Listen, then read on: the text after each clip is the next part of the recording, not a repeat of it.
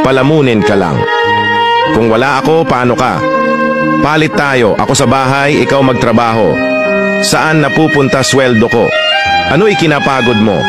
Ilan lang yan sa mga masasakit na salita na naririnig ng isang asawang naiiwan sa bahay. Ilan lang yan sa mga bagay na kapag narinig mula sa asawa ay para kang binubugbog sa sakit. Ilan lang yan sa mga bagay na isinusumbat dahil sa tingin niya ay wala kang naitutulong. Akala kasi ng ibang asawa, sila lang ang may karapatang mapagod. Akala nila sila lang ang may ambag at pakinabang. Akala nila dahil sila ang nag-aakyat ng pera, sila lang ang may karapatang mapagod, magpahinga at lumigaya. Well, FYI, parehong napapagod ang nagtatrabaho at ang nasa bahay. Huwag na nating sukatin kung sino ang mas pagod.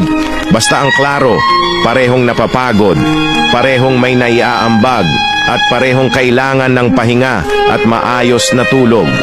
Let us remove the thinking na kapag nasa bahay ay walang ginagawa at puro hilata lang.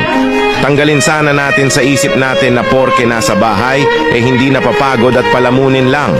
That is very wrong. Your spouse is your partner, not your slave. Let this sink into everyone. P.S. To everyone experiencing this, huwag hahayaan na mapanghinaan ng loob dahil sa mga ganyang salita. We should know our worth as a person. Huwag ibabase ang halaga sa sasabihin ng iba. You are wonderfully made and you are doing great. You are loved and you are worth it.